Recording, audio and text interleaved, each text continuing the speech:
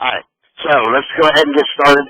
One of the reasons we're having this overview today is to talk about the different flavors of CO2 that we have now, because we're starting to grow and grow with different types of systems. So I kind of want to go over do an overview of what those different systems are.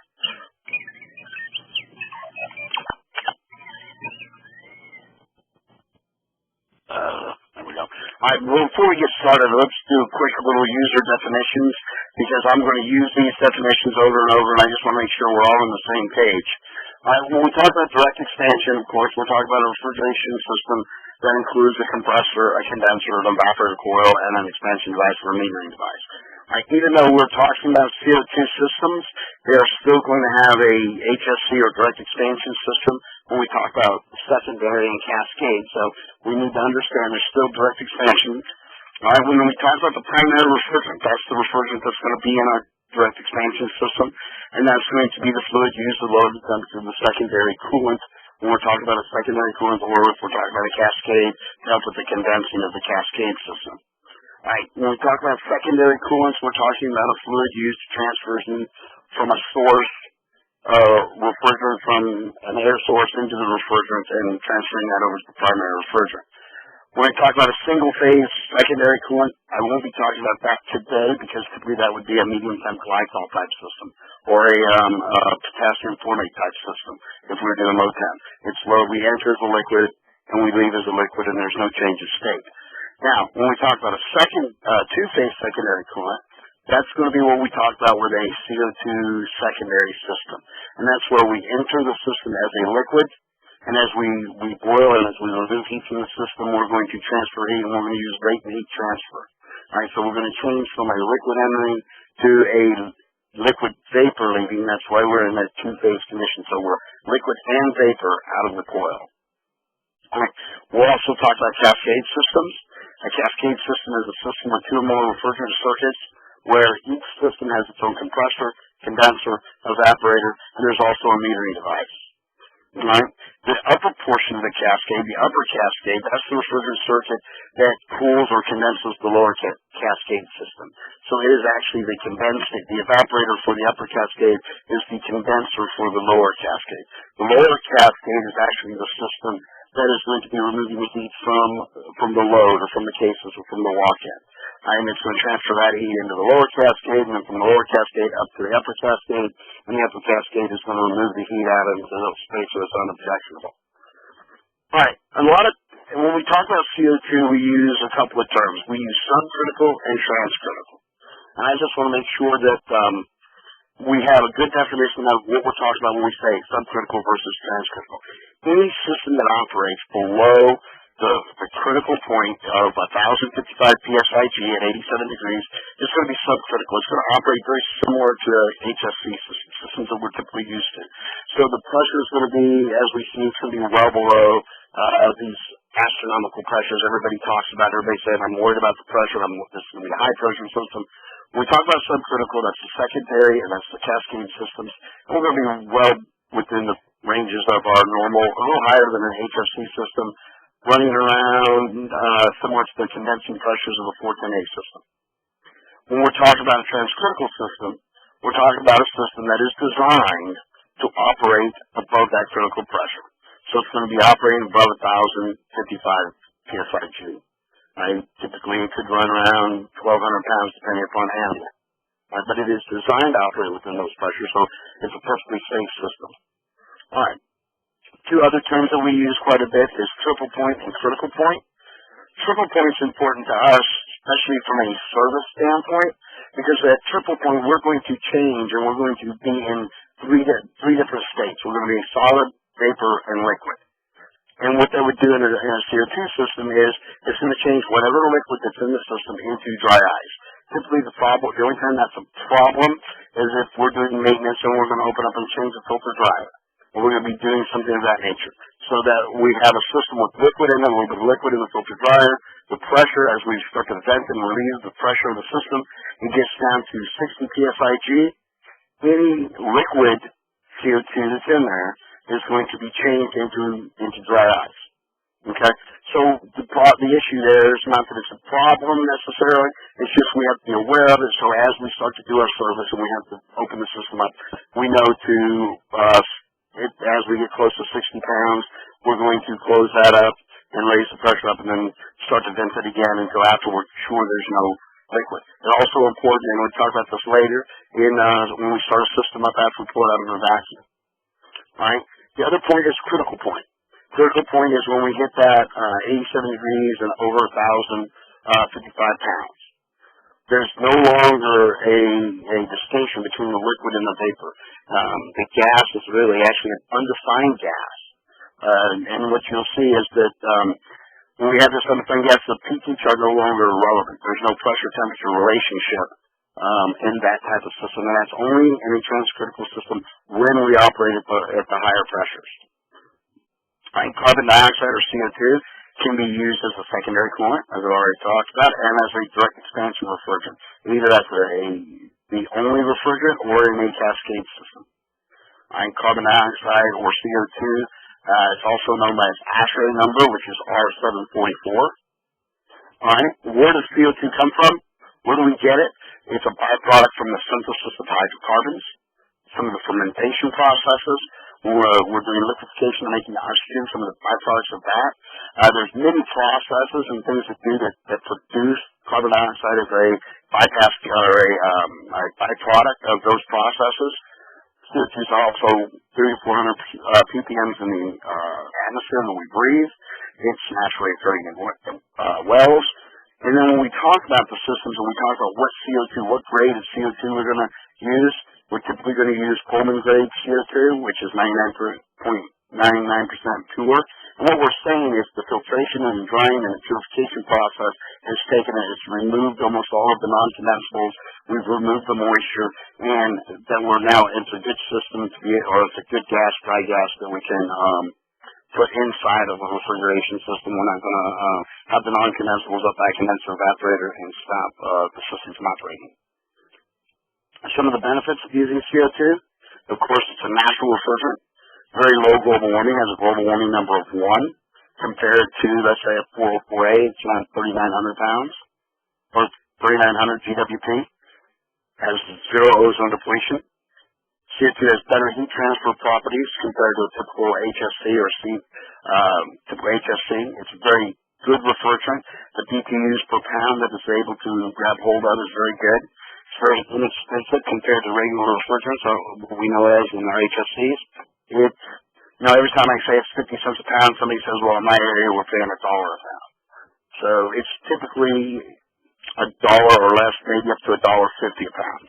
When we compare that to HFCs, we can see it's very inexpensive. With these different systems, there's more than 50% reduction in HFC products possible. Helps us with our green chill. Also, if we move to a transcritical or a booster system, we can get rid of all of our HFCs, so there's absolutely no HFCs inside the system.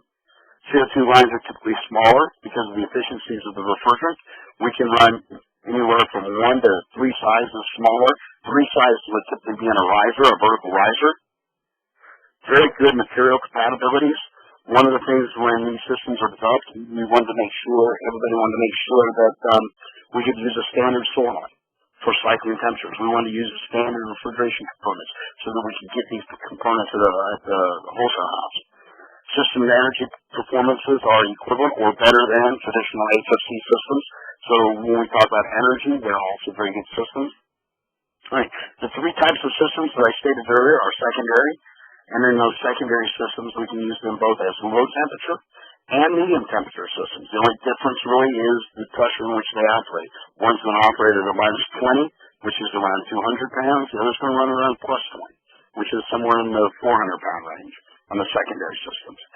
Then we're using cascade systems where we condense again at 20 degrees. Upper cascade is going to refrigerate the condensing down to about 20 degrees, so around 400, 405, 410 pounds discharge. And then, of course, there's the transcritical medium temperature systems. Transcritical systems typically operate both medium and low temp on one rack, one set of racks, and we'll talk a little bit about that at the end. All right? When we start looking at a low temperature secondary system, as we can see from, we look at our condenser evaporator. On the left-hand side of our condenser evaporator is a standard DX system.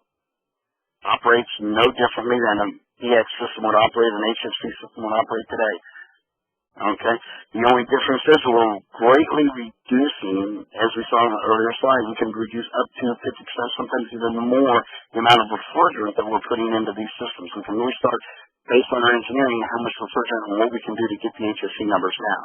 Now on the other side, you can see that we have a condenser evaporator. I'm going to go through each one of these components. We bring the vapor up from the liquid vapor separator. We condense it into a liquid, take that to the liquid vapor separator. Then through a pump, we send the CO2 out to the individual cases where we operate a solenoid to control temperature. And then from there, we bring it back as a liquid vapor return. And so it's coming back, as we said earlier, in a two-phase state, or as a liquid vapor return. All right? For the pressures, and the one reason I talk about the pressures quite a bit is as I travel and talk to different people and read different things on websites, one of the things people always say is, if they'll look at a PT chart and they'll say, well, at 80 degrees, it's 900 pounds. So what we want to talk about is how low the pressures are, especially in a secondary system. Our normal operation is going to be between 175 and 225, 230. If we're in a pull-down mode or if we're coming back, we have a large amount of cases, glass doors coming back from defrost, we may see that pressure rise up to 230, 235, 240, maybe up to 250. So but that again is based on load. As we begin to remove the heat out of the CO2, the pressure will begin to drop down and start to run around the 225, let's say, range. All right, so when we continue secondary cooling, it's a low temperature system, but it can be used as a medium temperature system. It just depends on the pressures and the temperatures we want to use it. Very low cost. There's more than a dozen sites in operation secondary. The first one was installed in 2006. There's a reduction in copper because we've reduced the size of the pipe. We can now go with a liquid line that's anywhere from 3/8 to 1/2 inch. Our return lines are going to be 1 and 5, 2 and 1. So we're reducing the copper by reducing the size of the piping that we're installing. Use simple solenoids to control it. And those solenoids are going to control both case temperature and defrost. Okay? No expansion valves, no electronic or mechanical expansion valves on these systems, no superheat to set. All right, temperature control is very simple. We just set it up in the controller and we turn it on and off. Makes it easy. No balancing. Anybody familiar with a glycol type system, or one of the important things in order for the system to operate properly is to balance, set the circuit setters or balancing valves at the case. This is no need. We're doing proper balancing through the way we do our pipe and distribute our CO2, doing first in, last out. And also because the CO2 is kind of an overfeed system, so we'll have more CO2 out there than we actually are going to use, so it sits there and we're constantly removing heat out of the cases. All right, liquid CO2 is circulated throughout the display cases. The CO2 is partially boiled, and so that makes it very easy to use. We open the solenoid, CO2 sits in the coil, and as the load increases, as the fans blow and go over the coil, we just begin to boil off the refrigerant. And as we boil it off, we bring both the liquid and vapor back into the liquid vapor separator. Alright, so when we talk about the condenser evaporator, it's a typical thermal siphon system. Primary side is typical of any system. The primary side is going to remove the heat, take the heat out of the vaporous CO2 as it comes back to the condenser. We remove that heat, condense it back into a liquid.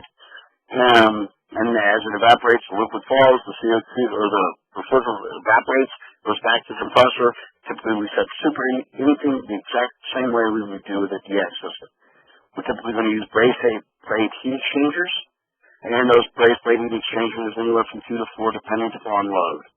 Store size is going to dictate how many braze plate heat exchangers that we're going to use on that system.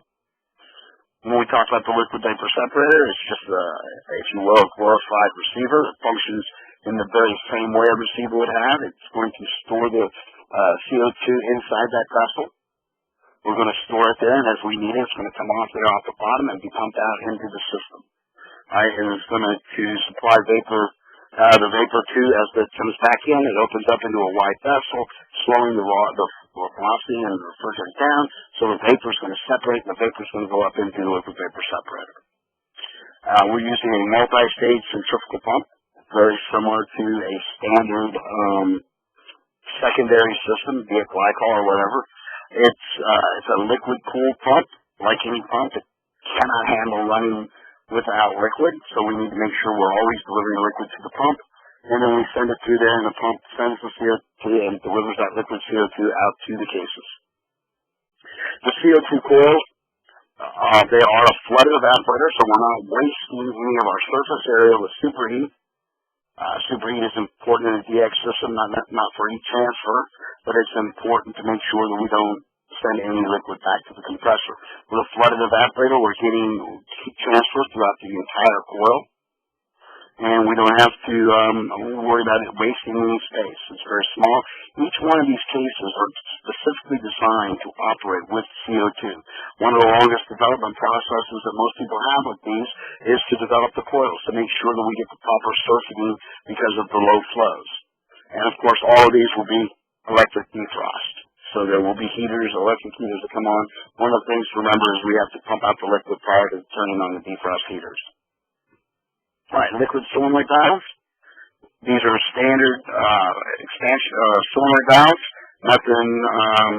Anything special. It's a normally closed refrigerator solenoid. Cycles on and off based on discharge temperature. All right, and then as you can also see that we have a standard shutoff valve. The only thing different between this system and the standard DX system is the location of the solenoid in relationship to the shutoff valve. And this is done for safety reasons, because we know the downside pressure of the solenoid will pop the solenoid up if the pressure gets too high and vent back into or open back into a liquid vapor separator. All right, so now let's move on to the low temperature cascade system. As you can see through the piping diagram, we have some low pressure, low temperature CO2 designated compressors. Those compressors are going to compress the CO2 as it comes back from the evaporator. It's going to go through a standard oil separator where the oil is separated from the CO2. It's going to go back into a condenser evaporator. This time the system is operating, instead of running as the secondary would at a lower saturated suction, a -15 or whatever on the saturated suction, we're going to run at a +20. This is going to be a medium temp HFC system. It's going to condense the CO2 back into a liquid. From the condenser evaporator, the liquid is going into a receiver. From the receiver, of course, it would go to a heat exchanger. From there, it's going to enter into the coils or into the cases through an electronic expansion valve, where we will maintain a proper superheat. We want to see typically a 6-degree superheat so that we know that we have nothing but vapor coming back into the different compressors. One of the reasons the popularity of the Cascade system is that it looks very much and operates very much like a standard DX system. So for the mechanics, there's nothing new to learn. It's just the DX system with a different refrigerant, and we're getting pretty good and pretty used to changing refrigerants. Right, hopefully with CO2, it's going to be the last change we have to make. All right, what else is it going to operate? The low side of the system typically is going to operate around the 200 to 275 pounds based on load. Okay, so that's going to be, if we look at our PT charts, we're going to see that at -20, we're going to be at 200 pounds suction. So we'll operate somewhere within there. That's the normal operating range. So when we use these from a mechanic standpoint, he's going to use a standard set of 410A gauges. Instead of, there's nothing exotic to buy. He just has to get the same gauges that he would use on a medium temp 410A system. We can see that the discharge pressure is going to run somewhere between 400 and 500 psi-G. And again, that's dependent upon load. As the system loads up, the pressure will go up, or the ambient goes up. So that's not that much different than a standard DX system. All right. Some of the nice things about the Cascade systems, low temperature systems that compress the CO2 to an intermediate pressure, around 425. Even smaller copper piping, because of the efficiencies of the refrigerant and the way we're compressing the CO2 and the way we're using it in latent heat transfer. So we're actually able to get the copper pipe smaller. Uses components easily available, just like the secondary system. The TDs are we can start to raise, we have very low TDs at the evaporator, which allows us to raise the saturated suction as we raise the saturated suction, not only are we working to prevent global warming and some of these climate change, we're also working to help make more energy efficient systems. They're widely available. There's quite a few of them out in the North America. Throughout North America, there's quite a few, both the cascade and the secondary systems. Utilizing CO2 as a direct expansion cascade refrigerant, use efficient, quiet CO2. One of the nice things is we can use quiet subcritical compressors. Those compressors are the same manufacturers that we use for our HFC compressors. Right? Again, just like on the secondary systems, the evaporators there's been a lot of time, a lot of effort going into the engineering of the evaporators. Right now we're going to use electronic expansion valves on these systems. There typically is not a mechanical valve rated for CO2 that we can use, so they will be using EEVs, electronic expansion valves only, until someone can come up with a mechanical valve that we're comfortable with. Right? We still have to, because it is a DX system, it is a DX refrigerant, and it operates in a DX mode, direct expansion mode, we do have to maintain the proper superheat. All right. Different types of compressors. There's actually reciprocating compressors available and scroll compressors available. They're going to work with POE oil. It's not going to be the same POE oil that we would use on an HFC system, but it is a CO2 specific oil that is being used. So we still have to, we do have something that's not that new. We don't have to learn all about a new refrigerant or a new oil, but we do have to take the same precautions with this POE oil that we would take with a normal POE system. The compressors will have an internal relief, so if they have to relieve, they'll be able to relieve internally. Oil separator removes most of the oil carried through the compression. CO2 mixes very well with POE oil, and so we do need an oil separator. We're going to feed the oil, as you can see in the photo. We're going to use the standard refrigerant components for oil floats. Many different oil floats being used. And so there's nothing exotic or anything that we have to learn different from that. It's the same type of system. The oil goes through the oil separator, it falls to the bottom, to a reservoir, into the floats, feed into a compressor, making sure that we have the proper oil level inside the compressors. Okay? Condenser evaporators. They work very similar to the condenser evaporators that we talked about in the secondary system, except instead of it's still going to condense into a liquid, but it does set the temperature for our condensing and our discharge at our compressor, so that we're not, we don't have to worry about ambient. We're not, our condensing is not set by ambient, but set by the medium temperature system. All right. And then as far as the HFC side of the system is going to operate as any HFC system would. You would have to set the expansion valve, and you would have to set the superheat, and you would have to set that as if you were any other HFC system or DX system. Electronic expansion valve regulates the flow of CO2 into the coil to maintain the proper desired superheat. We can either use stepper motors or pulse modulation. It really doesn't matter, so it opens up to any manufacturer that wants to do this. Of course, we're going to need for each one of the devices, we will need a pressure transducer and a temperature probe so that we can feed electronic expansion valve so that it will know, it can use its CT chart, and it can determine what the superheat is as it goes through there and operates to give us the right superheat. The evaporators evaporate the CO2. As I said before, they are specifically circuited for CO2, but if I were to physically look at the evaporators, the only thing I would notice is they seem to be smaller, and the coil sizes and the tube sizes seem to be smaller because of the efficiencies of the CO2. All of these systems are going to be electric defrost. There is no hot gas option to any of these, so they would have to, because we would drive, in order to get the temperature, we would drive the pressure higher than whatever the operating pressure for a cascade system would be. So they are going to be all electric defrost. On the upper cascade, we can use any refrigerant that you want to use in there. It is just a medium temp system used to condense the CO2. It's a typical HFC system. I always want to say stuff more about the upper cascade, but it just becomes redundant because it's exactly what we typically do with any other DX system. All right. As So when we talk about upper cascade, we can use any refrigerant that we want, 407A or 407F, whatever refrigerant we're typically using, we will use those same refrigerants, any compressor on the upper cascade system, so we're not locked into one particular manufacturer, and also any condenser that you want to use, because like you say, it's a typical HFC system or a direct expansion system. All right, some of the differences between the secondary and the cascade. One is pumps versus compressors. What are you more comfortable with when you start looking at these systems? Do I want to use a pump system? Do I want to deliver it?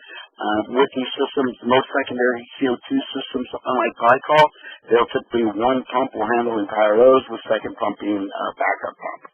All right, with the HFC system, if you're comfortable with the compressors and you understand compressors and you just understand that it's a little higher suction, higher discharge, then someone's going to say, okay, I'm going to use that. The other things about this is, on a secondary system, I'm going to run around a -20, -15-ish saturated suction on my DX portion of the system. With a cascade, because I'm condensing at a +20, I'm operating at medium temp, I'm able to run a higher SST, a higher saturated suction, which starts to tie into some of our energy uses. How much energy are we using in these systems? All right. Some of the other differences between these two systems is the operating pressure. When we look at a secondary system, typically 210, 250, 220, 225 operating pressure. With the DX cascade system, we're typically talking around 405, 420, somewhere in there, a couple hundred pounds higher than the secondary system. So it becomes, what are you comfortable with? Is that an issue for you? When you start choosing and looking at some of the different systems. With the secondary system, how do we control it? Some people don't like electronic expansion hose. If we don't want to use electronic expansion hose, we're more comfortable with a solenoid that's going to cycle based on temperature, then someone would choose a secondary system. If you're comfortable with electronic expansion hose, you like electronic expansion valves, and there's many valves out there. A lot of manufacturers have different electronic expansion valves that you can choose from, and they can all be used typically for CO2. All right, now the new kid on the block, the one that I'm starting to hear the most buzz about, and that is the transcritical or booster systems. All right, so when we start talking about these different systems, we're talking about a system that has absolutely no HFC. All the compressors in these systems are CO2 design compressors. And as we look through here and we start looking at the systems, and I'll go through the components, but we start with the medium temperature compressors. We're going to compress them at ambient. We're going to go to an oil separator. Then from there, we're going to go into either a condenser or gas cooler. How do we know the difference? When is it a condenser? When is it a gas cooler? First of all, it's going to be a condenser the majority of the time.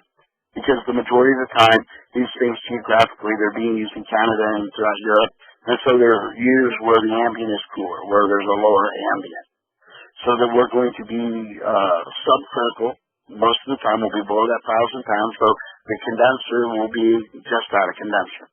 We'll take the liquid when we're using it as a condenser, the liquid will go through there into the flash tank, which will act as a receiver, and then allow the liquid to feed both the medium temp and the low temperature cases.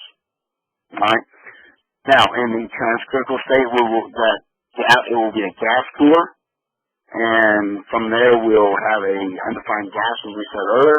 But that gas will be, and that pressure will be set to give us optimum operation, and allow the gas to come in there, goes into the high pressure control valve, through the flash tank, and the flash tank will maintain a given pressure, and then we'll send that out throughout the liquid back out to the coils. Right? We see the gas cooler, it works as a condenser in the subcritical mode. No change of state when it operates as in transcritical. So when it's operating at a higher pressure, all it is going to be, it's going to be a vapor. It's going to enter as a vapor. It's going to exit as a vapor. All right? It's just we'll be able to cool that We're not connecting it to a liquid. We'll come down into here. We'll open up into a receiver or flash tank. And as we do that, as we open that up, it's going to be in a saturated condition, and the liquid is going to be at the bottom, and we're going to feed that liquid to the expansion house. But there is no change of state when it goes through when in operating transcritically. All right, high pressure control valve helps maintain subcooling in the condenser during the subcritical operation.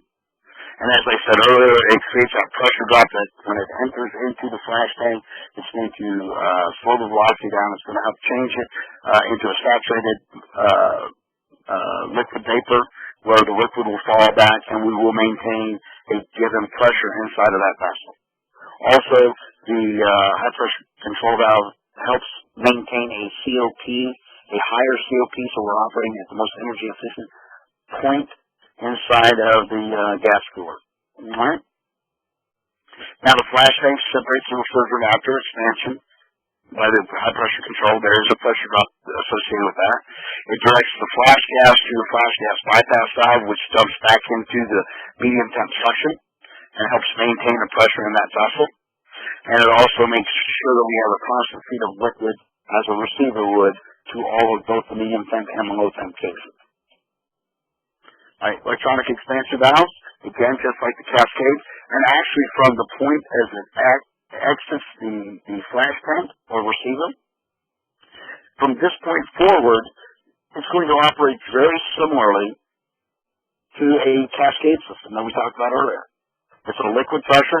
The pressure is going to be in the 500-pound range, but that liquid is going to enter into the electronic expansion valve, be it a pulse valve, a pulse modulating valve, or a stepper valve. And it's going to maintain superheat going through the coils. As that superheat exits the coils, it goes through the coils, it's going to remove the heat. It acts as a DX refrigerant would.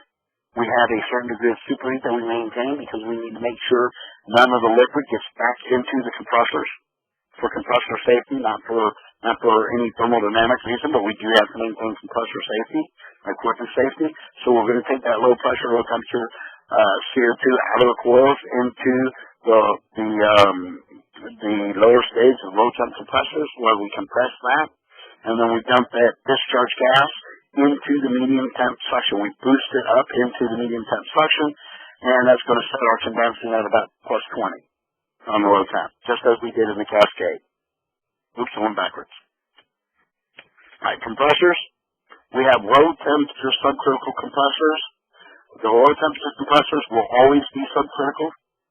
They will never operate in transcritical point because they are below our 1,000 pounds. They're not subject to ambient. They're going to be the discharge is going to be subjected to the suction on the transcritical or on the medium temp system. The medium temp compressors are specifically designed to operate both in the transcritical mode and in the subcritical mode. So they are designed for the higher pressures. So as long as everything is designed for any pressure that may be a little higher than we're used to, it doesn't concern us because we know it's designed to handle those pressures. Both compressors are going to use the same POE oil. CO2 mixes very well with oil, so it's going to be circulated throughout the systems, which tells us that when we design our systems, when we install our systems, we still have to follow the same guidelines that we would when designing any refrigerant system as far as oil traps and sloping and so on and so forth. We just have to remember the line sizes are going to be much smaller.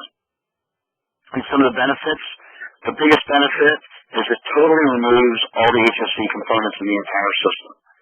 It is the only system that we're using now that is HFC free. That is not a hydrocarbon. All right? It's a single refrigeration system. It's a cheap refrigerant.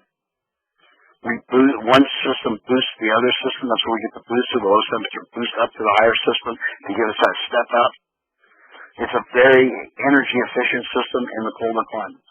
When we start going above, like, let's say Nebraska, and we start working in those areas, when we're working in Canada, we're working in Minnesota, in those areas where the annual ambient temperature is lower, these systems are very, very, very efficient.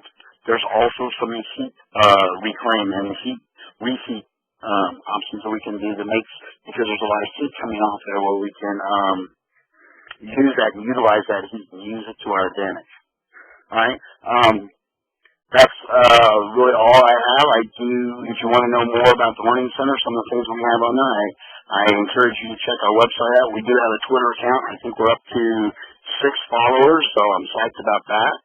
And we do have a LinkedIn group where there's going to be questions. And, of course, you can email me if you have any other questions. So I guess with that, I'll turn it back over to QA. Okay, thanks so much, Rusty. I think I'm going to name you the fastest talker in the entire United States. Perfect timing. We have our 15 minutes for the question and answer period. I'm going to just go. Let's see. So let me just get my thing set up here so that I can see if anybody has their hands raised. I don't see any hands, so I'm going to start going through the questions that I got here by chat, and hopefully once we get going on the questions, hopefully people will get up some courage to start raising their hands and ask some questions. So okay, let me start off here and say, do you have to use a different grade of copper on transcritical applications? On the transcritical systems, you're going to typically, it depends on, once we're on the bottom side of the flash tank where we're operating subcritically at all times, we're going to use L and K copper depending upon where it is in the system. It's from the suction side or the high side, but it will be L or K copper, standard copper. But on the high side, on the discharge side, from the medium temp compressors through the gas coolers and back in, we won't be able to use copper because of the pressure ratings, because it can't operate at high pressures during the summer months. So it's typically going to be stainless or some type of steel pipe. Okay. So. All right. Okay. Let's see, on these different types of CO2 systems, are the pumps typically equipped with a VFD, which, if I'm not mistaken, stands for variable frequency drive, or must they run at full flow 24/7? With the CO2 secondary systems currently, they are used without VFDs. All the manufacturers are looking at VFDs. They will be used later. But one of the things to remember is you're only going to be running one pump at any given time. The other pump is just there as a backup or redundant pump. So we're not running 2 pumps, but they are running 24/7. And the amp draw and the power used by them is a lot smaller or less than a typical centrifugal that you think of on a glycol system, because the pumps and the fluid that it's moving are smaller. Okay. What about refrigeration wholesalers stocking CO2? Currently, to my knowledge, none of them are doing that. You're going to get your gas from, let's say, Linde or One Air Gas. One of the things to remember about this, when you go to order a system, you're going to order Coleman grade. Coleman grade is sometimes a little more difficult, so you have to make sure you order that on a timely manner for new startup. But we're also saying that if you are in a position where you have a troubleshooting issue, something's happened in the night, and you need to use industrial grade or beverage grade, which is very readily available, that we can get that from the gas supplier, just run it through a filter dryer. One of the things that I think is going to happen in the future as CO2 continues to grow, and as people continue to go to their wholesalers, to Baker Brothers, and to these different people, and say, look, I have a CO2 system in my store, and I need to have that available. Currently, a lot of customers are keeping a couple of tanks of CO2 inside the store, and I think that'll continue until people are a little more comfortable and they kind of embrace the technology a little more and understand that they're really not using that much CO2. Okay. It was a little long-winded, I think. Oh no, I mean, I think that's certainly an important concern. I mean, you want to know that you're going to be able to get the refrigerant that that you Yeah. need for your system. And I always tell contractors that's a conversation you may want to have with your wholesaler if you get one or two of those systems in your area, and that may be a conversation. Here we've got these systems, and we'd like you to add to your refrigerant inventory CO2 and see if they'd be willing to do that. Okay, good suggestion. Here's a pretty technical question, an interesting question. Do you need to operate any other valve for electric defrost other than simply closing the solenoid valve?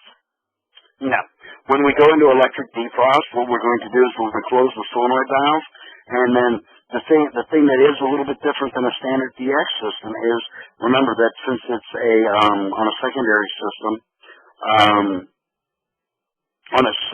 system, since it does have more CO2 than it's going to use, there will be some CO2 for flooded evaporator, so it may be necessary to shut the solenoid off and allow the CO2 to pump out, maybe a 10 to 15-minute pump out or pump down before we go ahead and energize the heaters into the coils.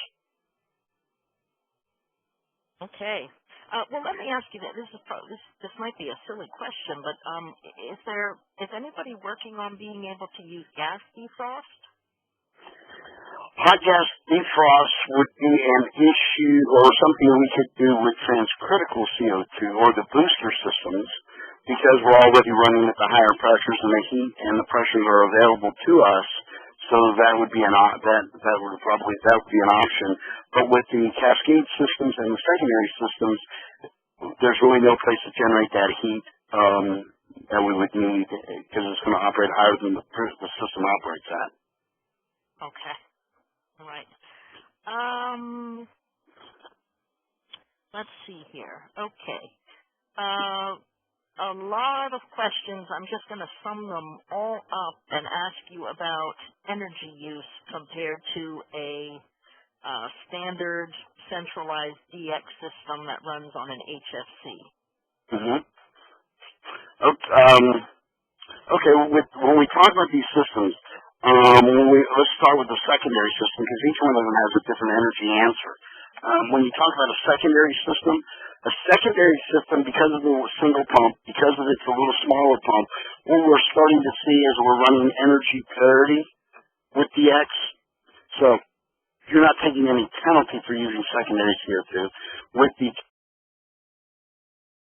different customers, we're seeing that we're having a little bit better, and I don't have an exact number for that, but we are seeing that we're running a little bit better energy numbers on the cascade systems.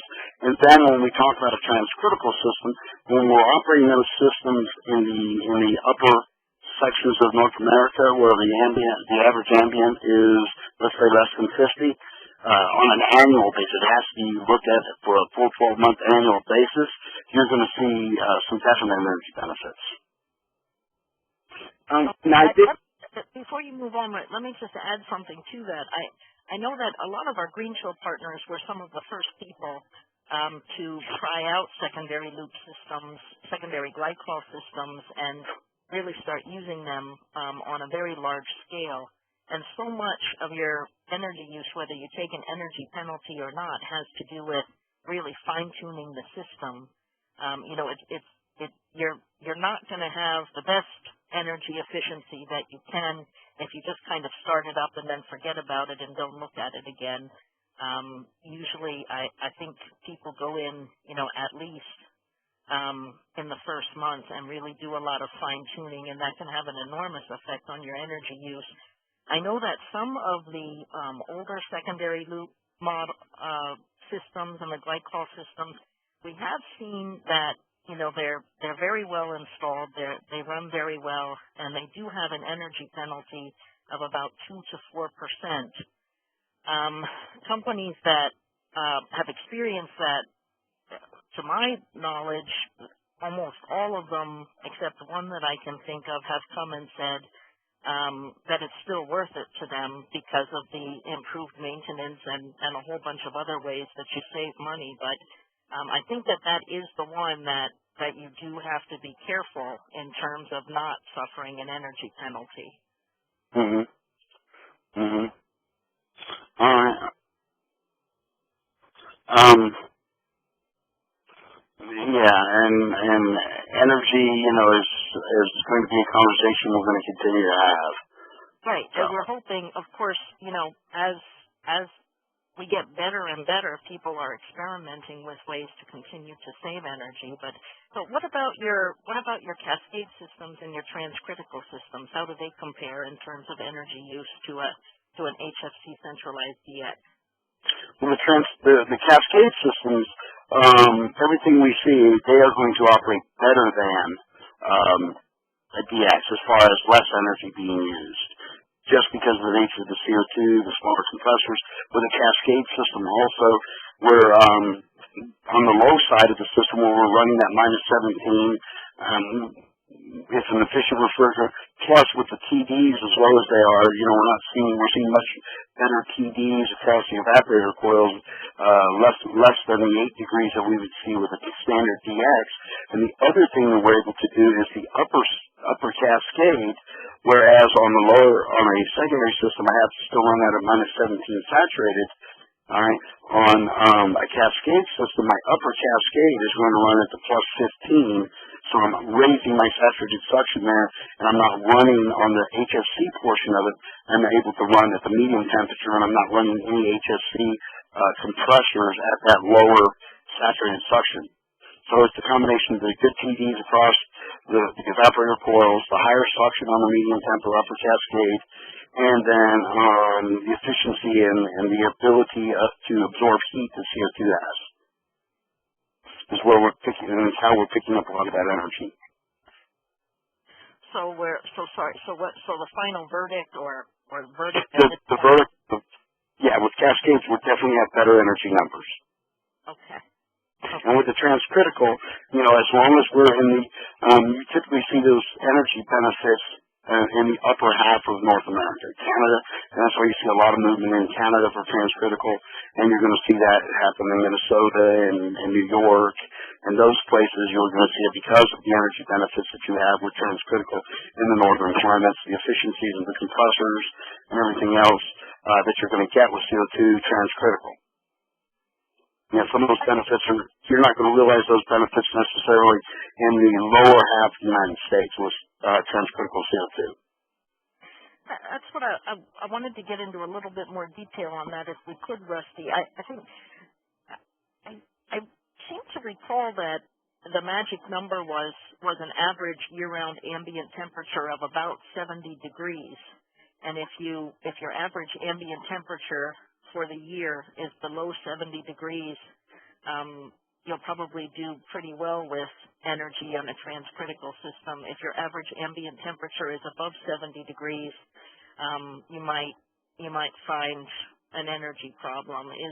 Am I correct there with 70 degrees, or is it lower than that? I think when we say 50 degrees and below, you're definitely going to see energy benefits. 60 to 70 degrees, 50 to, really 60 to 70 degrees, that temperature range, there's still benefits to be gained, but not as much as you would at the lower ambience, below 50. And then when you start getting those upper ambience, then there's not going to be those energy gains at all. Okay. But then there's also, technology is going to change on that, and how we heat water, and because there's a lot of heat benefits that you can get from reheating or heating a large amount of water, which, if you start adding those benefits in, you can save money on the heating of the water using that transcritical system, because there's a lot of heat that you can use. Okay. I'm getting some private messages here also in response to that, saying that the magic number is more like 60 degrees Fahrenheit. It's closer to 60, 65. Okay. All right. Now I see one question where it says, and I hear this question quite a bit, if you don't mind, and maybe it was answered already, but it says, how can CO2 be the solution when it is the reason for global warming? Right. I have that question here too. Yep. And I don't know if that was answered. And I'd like to answer that question because I would be lying if I said CO2 is not a global warming gas, because of course it is. But we look at the numbers of all the other refrigerants out there, and let's say some of the new 407A, 407F, or some of the new refrigerants that are out there, even 410A, we look at the global warming numbers of those, and those are at the 2,000. Most of them are higher than actually R22, which we're getting rid of. They're non-ozone depleting, but their global warming potential numbers, or let's say it's 2,000. And what that really equates to is for every 1 pound of, let's say, 407A that I lose, or 407A is 3,900, 407F, it's 2,000. 3,900. Yeah, and for every 1 pound of that refrigerant I lose, it's equivalent, say the global warming number is 2,000. That's equivalent to 2,000 pounds of CO2. So that's how we can say CO2 is the solution, because compared to all the other refrigerants out there, the number is substantially lower than the numbers of the regular refrigerants, unless you're going to hydrocarbons or ammonia. Right. Right. And I can certainly offer my services if anybody is having that problem in terms of communicating about CO2 use as a refrigerant. I can gladly be of assistance and help answer that question too. Okay, let me see here. Maintenance costs. Operating costs and maintenance costs, how do they compare to each other, and how do they compare back to your standard centralized DX? The maintenance cost, from what I hear, and you can get this from other customers who use it, if we back up just a step, and when we start comparing and thinking about maintenance costs, with, let's say, a secondary fluid. Now, in the beginning, secondary CO2, in the beginning there were some issues because there was no oil added. So we've taken care of that. Most people have taken care of that. So the maintenance costs are a lot less because there's a lot less things to break. If you think about a standard DX system and think about how much your maintenance cost has gone just the expansion valve and cleaning strainers and expansion valve, because we're using PLE oil and we may not be running pouring nitrogen as we will. So take care of that. Let's get rid of the EPRs of some of these systems. Right, so now we don't have the maintenance issues and the energy wasting issues of EPRs, because we don't have to worry about either the EPR failing or a mechanic coming by and dropping the pressure on an EPR so that it can run a little lower temperatures and everything. So a lot of those issues go away when we start using CO2. And especially from a secondary standpoint, where the only component in the system itself is the solenoid that's operating. Of course, the pumps, we've been using these on a secondary pump. We've been using them since 2006. We've had one fail, and that was because of a contactor burned up. And so we single-phased the motor on the pump. But that's been since 2006. So the reliability and the maintenance costs, less components, less pieces, are lower. One cost that can be higher is the learning curve, because if the mechanics are not familiar with it, that's why if you're buying one of these systems, you need to go to your manufacturer and say, hey, we need to be trained on this, because that gets you down the learning curve much quicker. So that helps out, and that also helps out with the maintenance issues. But from what we've heard and what we've seen, the maintenance costs are lower than that on a typical DX system. Less pieces and parts. Okay. And the maintenance issues you do have, like on a cascade system or a secondary system, more often than not, are still going to be on the DX portion of the system. Okay. Interesting. I think this is worth mentioning. I got a message here too saying that there was one group that estimated that a CO2 transcritical system, I think this is an FMI report, estimated that a CO2 transcritical system would be attractive in locations or in terms of temperature, it would include 12 whole states and parts of others including Chicago, Detroit, Cleveland, Minneapolis. I have a feeling that there is a lot of work that has been done out there on transcritical systems, and where they might be suitable, even at this time. And of course, we're expecting some improvements. We're of course hoping to make some progress, that they become interesting in more and more areas. But already, 12 states is not bad. And that's to include sections of California, depending upon where you're at. And there's work being done looking at drier climates, like Arizona, where the climate is very dry. And there's some things and interesting things that you can look at there. Okay. With your condensing. I think there's one other question that we might not have time for, unless you can stay another minute. It's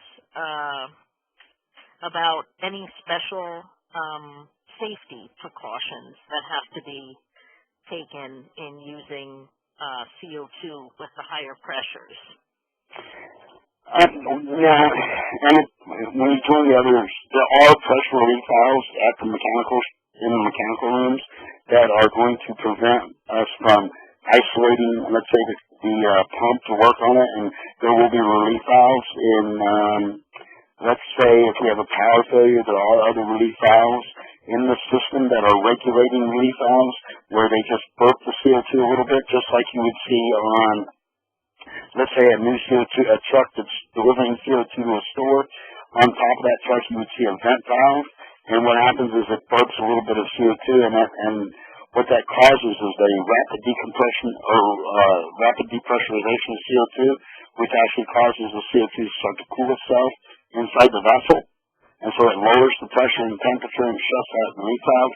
So typically that's the only safety per se that we have in addition to anything else we have. And a lot of times I like to remind people that with HFC refrigerant, Freon is not a safe thing to work with. But we've been working with it for so long that we take for granted sometimes some of the hazards that come with working with HFCs and CO2.